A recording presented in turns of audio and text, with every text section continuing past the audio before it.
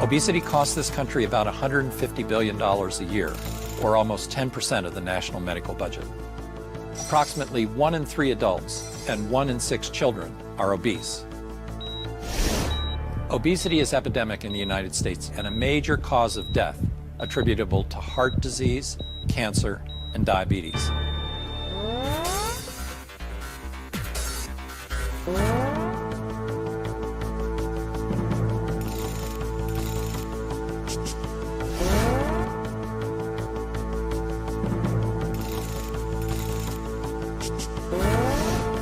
If you're like most Americans, you are struggling with your weight, or should I say your weight is struggling with you. According to Healthline, approximately 32% of Americans are overweight and 36% are classified as obese. This is nothing new. We've heard about the obesity epidemic over and over again, so why haven't we done anything about it? In spite of the risks to heart health and various other markers that are triggered by our weight, America's love affair with food continues. Some of you are saying, wait a minute, how about waist a minute? That's right, look at your waistline. Because if you're in the top 10% of the population with a large waist circumference, you are 20 times more likely to develop type 2 diabetes than people in the lowest 10%. The interesting thing about obesity is that it's not a respecter of persons or class. From 1971 to 1974, it was pretty clear that people who made less money were the people creating the obesity crisis. Within 30 years, people that are now higher on the social strata are suffering the impacts of obesity, making it an equal opportunity challenge for everyone. There are numerous contributing factors associated with obesity, but one of the biggest contributing factors is choice, what we choose to consume and how much we choose to consume. One of the key factors in obesity is sugar. That's right, good old glucose that's found in the blood of humans and animals. So when we talk about diabetes, we're referring to the prolonged presence of glucose in the body. So now that we understand the role of glucose in the body, how do we get fat? Well, if you recall, that old hormone called insulin is released every time sugar is detected in our bloodstream. So in essence, it's like a commander telling the sugar what to do. And under normal conditions, the sugar in your blood is converted to glycogen and stored in your liver and muscle. Well, when these storage areas fill up, the sugar is converted to fat. So how do we combat fat? Well, it comes down to making lifestyle changes. One popular method that we'll discuss is how to reduce fat by intermittent fasting. Well, the greatest caloric restriction is no calories at all. Fasting has been branded the next big weight loss fad, but has a long history throughout various spiritual traditions practiced by Moses, Jesus, Mohammed, and Buddha. In 1732, a noted physician wrote, "He that eats till he is sick must fast till he is well." Today, about 1 in 7 American adults report taking that advice, using some sort of fasting as a means to control body weight. Case reports of the treatment of obesity through fasting date back more than a century in the medical literature. In 1915, 2 Harvard docs indelicately described 2 extraordinarily fat women, one of whom was a, quote, veritable pork barrel. Their success led them to conclude that, quote, moderate periods of starvation constitute a perfectly safe, harmless, and effective method for reducing the weight of those suffering from obesity, unquote. The longest recorded fast, published in 1973, made it into the Guinness Book of World Records. To reach his ideal body weight, a 27-year-old man fasted for 382 days straight, losing 276 pounds, and managed to keep nearly all of it off. He was given vitamin and mineral supplements so he wouldn't die, but no calories for more than a year. In their acknowledgments, the researchers thanked him for his cheerful cooperation and steadfast application to the task of achieving a normal physique. A U.S. Air Force study of about 20 individuals, at least 100 pounds overweight, most unable to lose weight on previous diets, were fasted for as long as 84 days. 9 dropped out of the study, but the 16 who remained were unequivocally successful at losing between 40 and 100 pounds. In the first few days, subjects were noted losing as much as 4 pounds a day, and that was mostly water weight as the body starts to adapt. But after a few weeks, they were steadily losing about a pound of mostly straight fat a day. The investigator described their starvation program as a dramatic and exciting treatment for obesity. Of course, the single most successful diet for weight loss, namely no diet at all, is also the single least sustainable. What other diet can cure morbid obesity in a matter of months, but practically be guaranteed to kill you within a year if you stick with it? The reason diets don't work almost by definition is that people go on them, and then they go off of them. Permanent weight loss is only achieved through permanent lifestyle change. So what's the point of fasting if you're just going to go back to your regular diet and gain it all right back? Fasting proponents cite the psychological benefit of realigning people's perceptions and motivation. Some individuals have resigned themselves to the belief that weight loss for them is somehow impossible. They may think they're just made differently in some way, and no matter what they do, the pounds don't come off. But the rapid, unequivocal weight loss during fasting demonstrates to them that with a large enough change in eating habits, it's not just possible, but inevitable. This morale boost may then embolden them to make better food choices once they resume eating. The break from food may allow some an opportunity to pause and reflect on the role food is playing in their lives, not only the power it has over them, but the power they have over it. In a fasting study entitled Correction and Control of Intractable Obesity, a person's personality was described as changing from one of desperation with abandonment of hope to that of an eager extrovert full of plans for a promising future. She realized that her weight was within her own power to control. They concluded, this highly intellectual social worker has been returned to a full degree of exceptional usefulness. After a fast, newfound commitments to more healthful eating may be facilitated by a reduction in overall appetite reported post-fast compared to pre-fast, at least temporarily. Even during a fast, hunger may start to dissipate within 36 hours. So challenging people's delusions about their exceptionality to the laws of physics with a period of total fasting may seem barbaric, but in reality this method of weight reduction is remarkably well tolerated by obese patients. That seems to be a recurring theme in these published series of cases.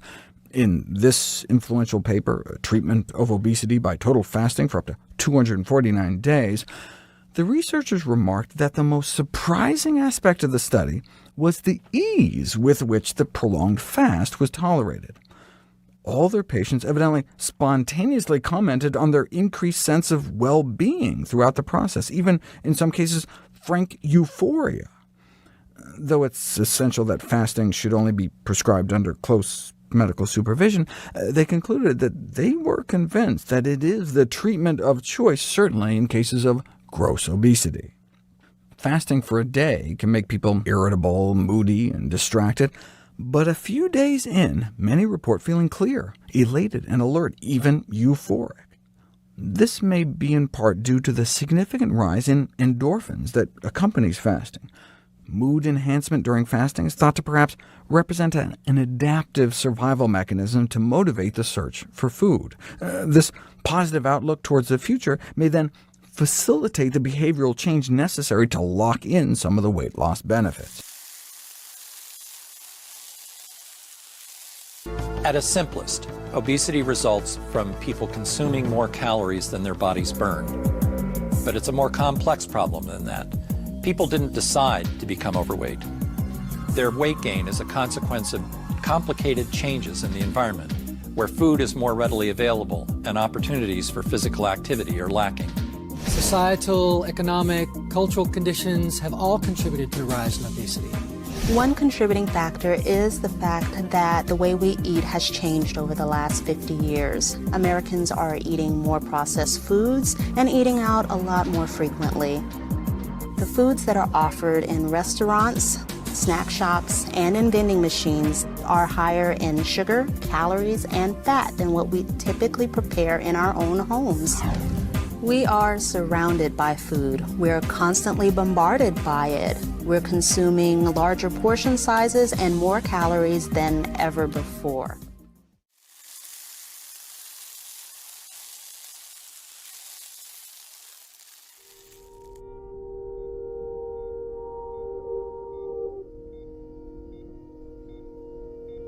Diabetes affects the pancreas, an organ of the digestive system. An important function of the pancreas is to make hormones that regulate blood glucose levels. Insulin is produced by beta cells, which cluster in groups called islets. Insulin is a hormone that lowers blood glucose levels. After a meal, glucose reaches the pancreas via the bloodstream and is released from capillaries into the pancreatic tissue.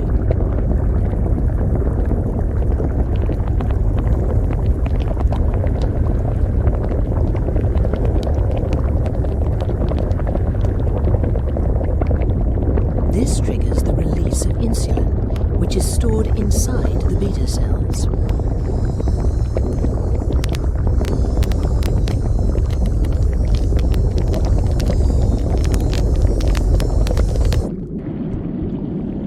Insulin travels to other parts of the body via the bloodstream with three main destinations: muscle, fat, and liver.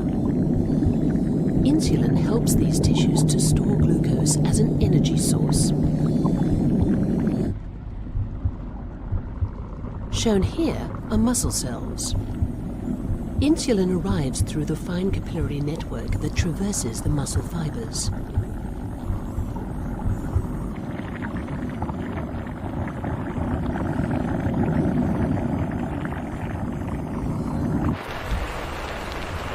The surfaces of muscle, fat, and liver cells are covered with insulin receptors. When these receptors bind insulin, they signal to the cells to release special glucose transport channels onto the cell surface.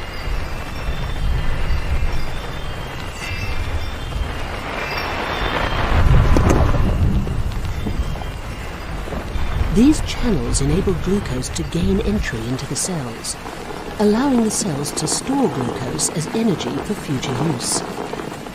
In this way, insulin acts to regulate blood glucose levels.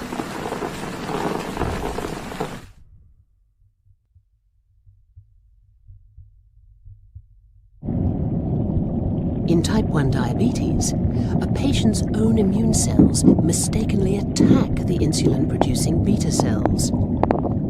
Type 1 diabetes is referred to as an autoimmune disease because the body's immune system attacks its own cells in error.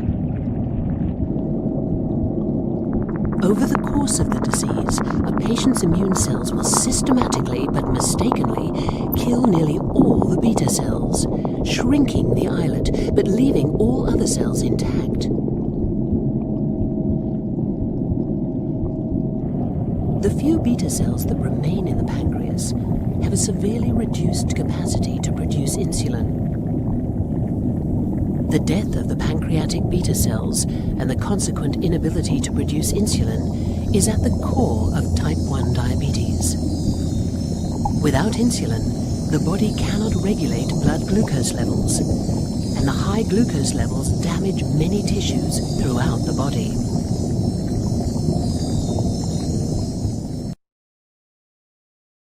Fat loss is a pretty popular topic, and for most people it's their main goal. They just want to lose fat. It is true that the majority of the population tends to carry too much body fat, and they're eager to lose it somehow. Losing fat does take some effort, but it's not nearly as difficult as actually losing your fat cells. This video talks about why you can't lose fat cells after gaining fat, and what to do about it. Fat. One 2008 study claimed that the number of fat cells stays constant around adulthood in lean and obese individuals, even after marked weight loss. Instead, you gain most of your fat cells in your childhood and adolescence. During adulthood, the number stays relatively constant unless you go through massive swings in weight. Your fat cells are in constant turnover and renewed at a rate of approximately 10% every year at all ages and body mass indexes. Losing fat mass involves shrinking the already existing fat cells, but not losing them beyond the basal rate of cell turnover. When you gain weight, these fat cells will increase in size. There are also certain fat cell precursors that will be turned into adipose tissue after gaining weight.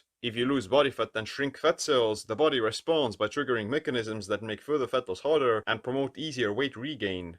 For example, losing weight decreases leptin, the satiety hormone, and increases ghrelin, the hunger hormone.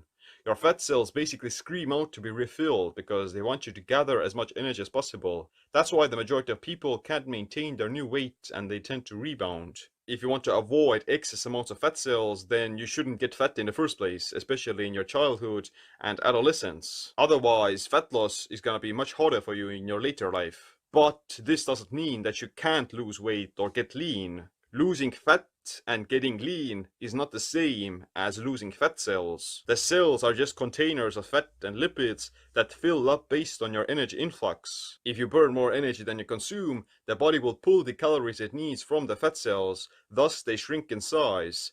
As a result, you will also look leaner. You can have a ton of fat cells and still look lean with a six-pack because the fat cells have shrunk down and they don't contain excess energy.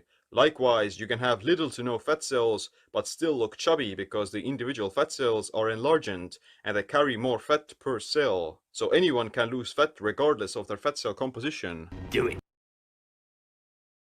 Amounts. If you want to shrink fat cells, then you have to gradually lose your body fat and get to a lower body weight and prevent rebounding, because this kind of yo-yo dieting is also actually teaching your body to get fatter and regain it more easily. Gaining weight, rebounding, and yo-yo dieting is the worst thing that you can do because you're actually creating new fat cells that you previously didn't have. Eating a high-fat diet with high insulin and carbs is the go-to method for making animals obese and sick in research. They're basically put on a junk food diet and they get fat really fast, as was shown by the previous study on the mice. This pattern is evident in humans as well, who eat a lot of processed foods and combine fats and carbs together. Basically, the fat plus carb combo is super obesogenic and promotes the growth of fat cell precursors in the calorie surplus because of the activation of AKT2 and insulin. It's less obesogenic in a calorie deficit because of decreased influx of energy, but it will still promote fat cell proliferation in people who lack the stimulus for mTOR in muscle cells. Where's the Twinkies? Starts in the beginning. So what is intermittent fasting?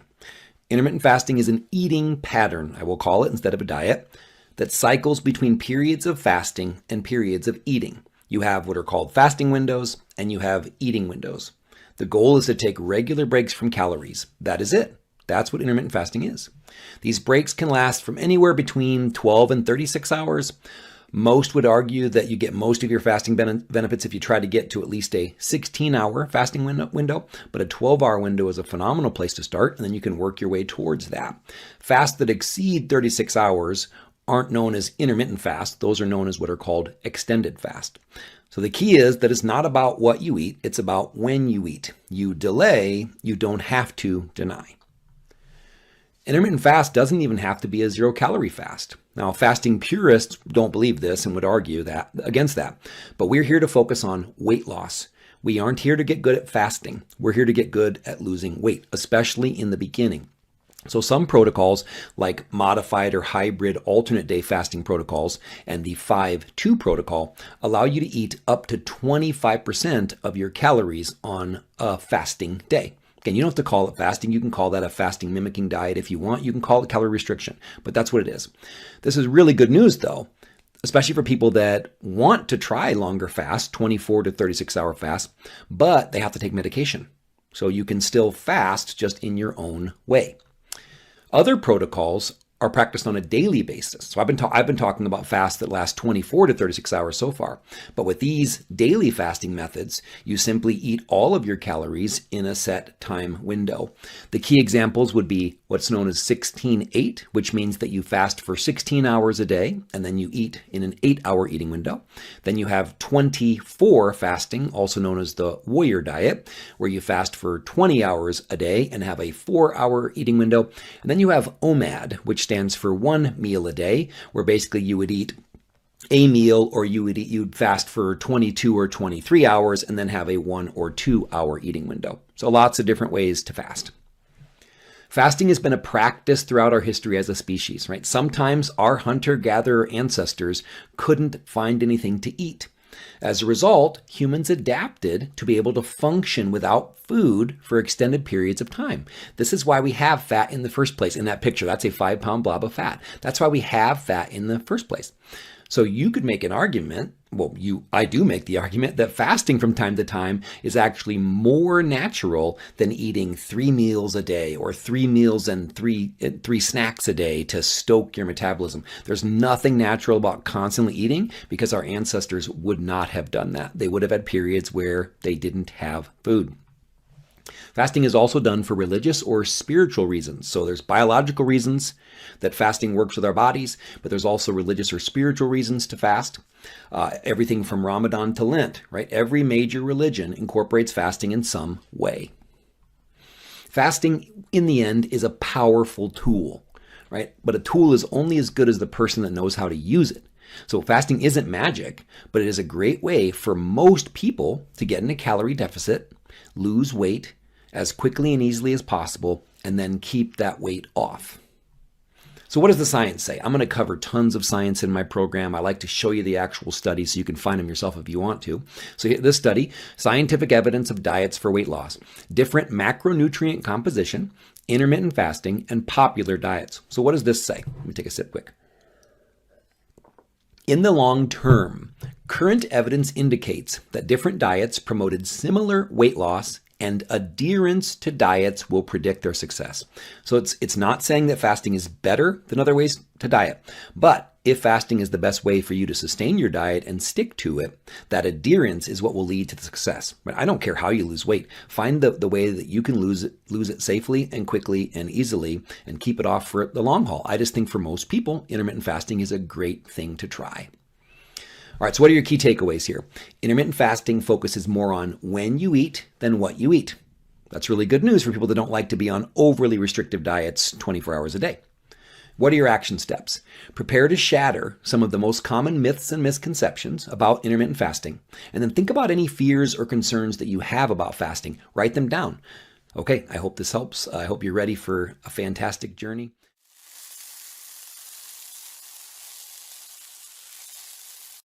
Another factor is that people who live in poor and rural communities may have less access to quality grocery stores that sell healthy and affordable options. In these areas, it might be easier and cheaper for residents to purchase less healthy foods and beverages. Other factors such as technology and the way we build our communities has influenced our lives. Both of these factors have left us more sedentary. Families must drive to work and school because it's often too far to walk. Many communities are built in ways that simply make it difficult or unsafe to be physically active. For many families, safe routes for walking and biking to school or play may not even exist. Getting to parks and recreation centers may be difficult, and public transportation may not even be available. And we spend a lot of time sitting in front of screens for work and for entertainment. Also, too few students get daily quality physical education in schools.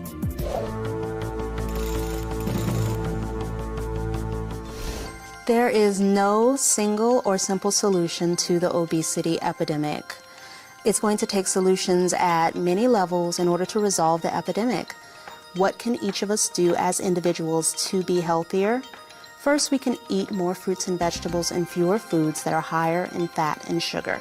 We can also drink more water instead of sugar drinks.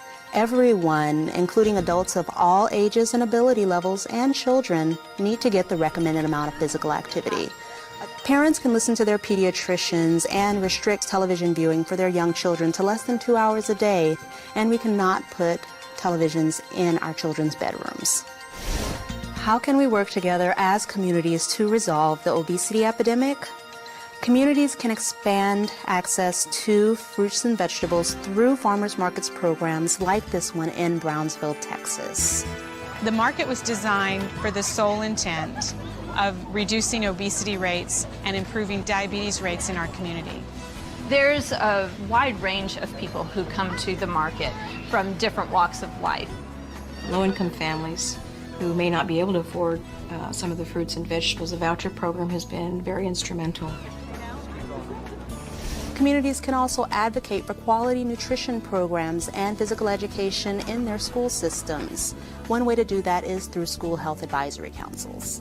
The School Health Advisory Council is something that doesn't cost any money, and it is relatively little amount of time, and it brings together a diverse group of people from the community and the schools. I like to be healthy because I want to be big and strong. Because schools face so much pressure to try to do so many other things, the School Health Advisory Council is the perfect way for schools to achieve it. Local governments and communities can play an important role in developing environments that encourage and support active living. They can increase opportunities for physical activity by encouraging mixed-use development to allow for easy access to schools, businesses, parks, and grocery stores. They can implement traffic safety measures and crime prevention strategies. Building bike paths, sidewalks, and crosswalks will foster safe and easy access to more physical activity. States and local governments can provide incentives to existing markets to offer healthier food, and they can also provide incentives for new businesses to establish their supermarkets in low-income areas. The quality of the produce is much better, and of course it's least expensive than at the corner stores, and this is very helpful to the neighborhood, I think, to overall be a more healthier neighborhood. I had lived in Philadelphia all my life, and I had never was a market like this around here that we can walk to. That's a convenience, and on top of that, healthy foods. Employers can offer worksite health programs that offer a variety of options for their employees, such as this program in Austin, Texas. This used to just be a place to come to work and go home, and now it's a place where you can come and get in your workout and get in your support group for your weight loss. And instead of just going to the short order cook and having a burger and fries, you can have a nice, healthier sandwich. And that's made a difference. In addition, employers can make it easier for women to continue breastfeeding when they return to work, because babies who are breastfed are less likely to become overweight later in life. There is no simple solution to the obesity epidemic. People need to make better choices, but we also have to change those choices in our schools, in our childcare settings, in our work sites, and in our communities.